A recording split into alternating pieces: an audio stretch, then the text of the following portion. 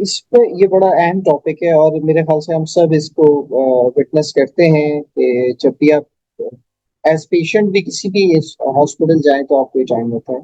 देखिए, एक cultural challenge भी है।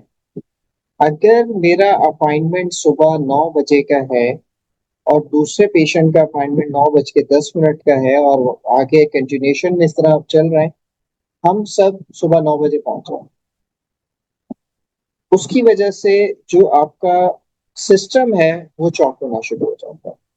प्रॉब्लम यह आती है कि जो अपॉइंटमेंट सिस्टम्स है ना, अपॉइंटमेंट सिस्टम्स में बहुत गुंजाइश है इम्प्रूवमेंट की।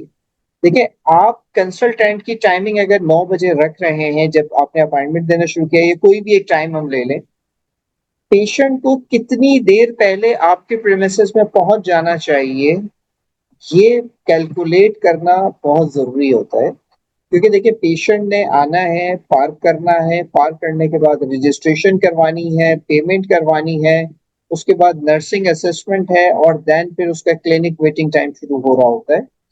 हम वो चीजें कैलकुलेशन के टाइम पे टाइम मोशन स्टडी में बहुत सारे स्टेप स्किप कर देते हैं और हम सिर्फ कंसल्टेंट क्लिनिक की कैपेसिटी पे पेशेंट कैलकुलेट करके एलोकेट कर देते हैं। जैसे गफार साहब ने, डॉक्टर साहब ने फरमाया कि 20 patient, 15 patient as per good clinical practices आपने एलोकेट किए हुए हैं, मगर वो टाइम स्टार्ट एट एंड जो है वो उस तरह से शायद उसके साथ अलाइन नहीं हो रहा होता, या पेशेंट को उस हिसाब से कम्युनिकेट नहीं हो रहा। तो पेशेंट को बता दिया गया आपने 10 बजे पहुंचना है, अब वो 10 बजे पहुंच रहा है कंसल्टेंट को दिखाने के लिए, मगर 10 बजे एक्चुअली उसका टाइम है कि हॉस्पिटल में रिपोर्ट करना है, चेक इन करना है, उसके बाद मेरे ख्याल से उसका 45-50 मिनट्स का एक प्री प्रोसीजर्स भी होना है, जिसमें उसकी नर्सिंग असेसमेंट होनी है, रजिस्ट्रेशन होना है, पेमेंट के मामला हैं, 10 और मसले होते हैं। लास्ट टाइम प्री इन्वेस्टिगेशन करवानी होती है, फिर सिस्टम्स के मसले आ रहे होते हैं। तो ये वाले एक्सपीरियंसेस भी बहुत ज्यादा आ रहे होते हैं और हमें मेरे ख्याल से इसके ऊपर बात करने की जरूरत है और हम इस चीज को देखना चाहिए। Right, Dr. Fozia, how do you see this? What is your take on this? This is one of the complicated areas in healthcare. Yes, and I fully agree. So I think every institution is suffering from this of waiting time, patient waiting time. So again, I agree with all the points that has been highlighted before. कि हमें number fix करने चाहिए, number cap करनी चाहिए in a clinic. We need to see कि हमारा patient का जो time होगा, reporting time होगा, वो क्या होगा. Because अगर we have a more patient in a facility that what is allocated in that slot, तो क्या होगा कि वो पहले से उनकी assessment शुरू हो जाएगी and हर चीज फिर delay होती रहेगी.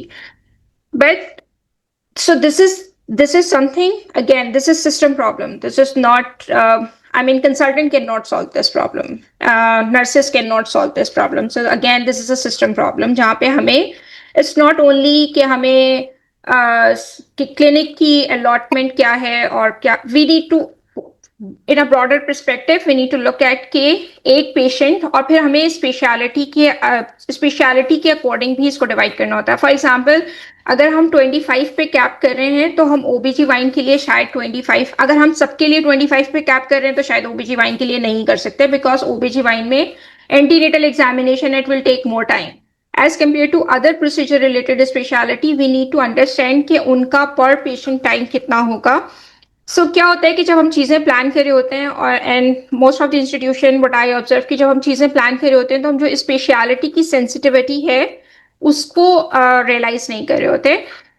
जो प्रोसीजर बेस्ड स्पेशलिटीज़ हैं या जो जिसमें आपको एक्सटेंसिव एग्जामिनेशन की ज़रूरत है, फॉर एग्जांपल न्यूरोलॉजी है या शायद साइकेट्री के अंदर आपको 45 मिनट लगेंगे पेशेंट से बात करने के लिए, हम उन सबको एक साथ एक तरह से ट्रीट कर रहे होते हैं, जिसकी वजह से क्या होता है कि जो हमारा कैप है फॉर ईच स्पेशलिटी वो वही रहता है. तो उसमें कुछ स्पेशलिटी का तो डेटा आपके पास सेटिस्फैक्शन का बहुत अच्छा आ रहा होता है, जिसमें आप बहुत क्विकली पेशेंट को असेस कर रहे हैं और भेज रहे हैं. प्रॉब्ली आई के अंदर, अब इवन आई के अंदर भी आपका प्रोसीजर होता है. सो एनी स्पेशलिटी जहाँ पे आप बहुत क्विकली पेशेंट को इवेलुएट कर सकते हैं और भेज सकते हैं, एज कम्पेयर टू उन स्पेशलिटी में जिसमें किसी भी तरह की आपको ज्यादा टाइम की जरूरत है. So एक तो ये the main thing, when we are allocated number of patient in a slot, we need to understand speciality की sensitivity and speciality की requirement.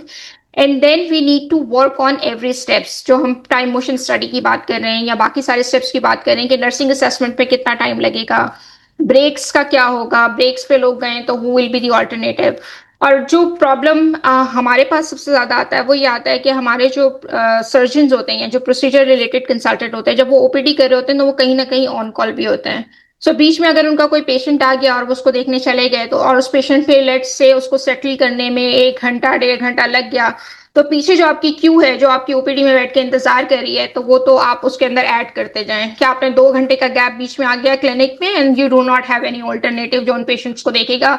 नर्स बार बार आके सिर्फ यही बता रही है कि आपका कंसल्टेंट जो है ना, वो एक पेशेंट आ गया था, उसको लेबर रूम में देखने चला गया है, या कहाँ कहाँ पर उनको कॉल कर लिया है, या उनकी कोई बहुत इंपॉर्टेंट मीटिंग आ गई जिसमें उनका होना बहुत ही जरूरी था और वो क्लिनिक से ही गए।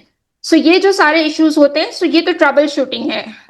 जो ये मीटिंग वाला है कि वो कितनी दफा मीटिंग में जाते हैं, बट जहां पर आपने कंसल्टेंट को एलोकेट किया है कि वो जाके आपकी इमरजेंसी सर्विस भी देखेंगे या इमरजेंसी एरिया में भी जाके पेशेंट देखेंगे, वो आपको सिस्टम लेवल पे रिजॉल्व करने की जरूरत है। सो नंबर वन, आपको स्पेशलिटी के अकॉर्डिंग चीजें डिसाइड करना होंगी कि कौन सी स्पेशलिटी पे आप किस नंबर पे ब्लॉक कर सकते हैं। सेकेंडली, आपको सिस्टम में देखना होगा कि आपके जो कंसल्टेंट क्लिनिक्स कर रहे हैं वो प्रोसीजर में इन्वॉल्व ना हो, किसी इमरजेंसी कवर पे इन्वॉल्व ना हो। एंड सेकेंडली, जो आपके बहुत ही सीनियर कंसल्टेंट होते हैं जिनकी एडमिनिस्ट्रेटिव मीटिंग्स, वो दिन में 2-3 एडमिनिस्ट्रेटिव मीटिंग भी स्केड्यूल कर लेते हैं कि टी ब्रेक में वो जाके वो अटेंड करके आ जाएंगे। That also needs to be address.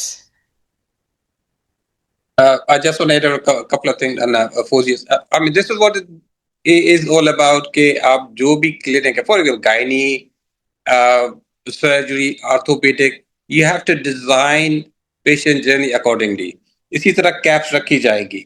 So, other side, I mean, when surgeon is busy in OPD, normally they have scheduled days for the surgeries until unless they have emergency. So that's proactiveness from the the think tank. How do they design their system accordingly? So, for example, surgeon is doing OPD. All of a sudden, he will go to OT. That's not possible. So they have OT days as well. So that is. I mean, the management decide कि कितने दिन वो OT कर सकता है, कितने दिन he can run according to his the workload कि OPD कर सकता है. So that's system part. It's not something we need to have. Doctor has to think. They're the people that design the system. Thank you. Yeah, I agree. So elective OT के days तो होते हैं allocated, उसमें तो कोई भी OPD करने नहीं चाहता है, लेकिन what I observe, I mean in a different institution, कि उनका कोई एक पेशेंट है जिसमें उनके पास कोई सुपर स्पेशलिटी है, वो पेशेंट अभी इस वक्त ओआर में है ड्यू टू इमरजेंसी और समथिंग, या इमरजेंसी में कोई ऐसा पेशेंट है जो उन्हीं को देखना है, तो वो ओपीडी में से ब्रेक लेके, even as a patient I observe this, कि हम बैठे हुए ओपीडी में, हम वेट कर रहे हैं अपने सर्जन के लिए, और हमें बार बार नर्स आके बता रही है कि है तो उनका ओपीडी डे ही, लेकिन वो उनको वहां से कॉल आ गई है इसलिए वो उनको फिर 1 घंटा लग रहा है, 1.5 घंटा लग रहा है। सो ये it's like real challenge for the patient why patient should waste his precious time, जब वो टाइम पे उन्होंने अपने अपॉइंटमेंट पे चेक इन किया है, उन्होंने अपना अपॉइंटमेंट पहले से लिया है, and they are paying out of pocket, why they should suffer from all this. So this is system issue that needs to be addressed.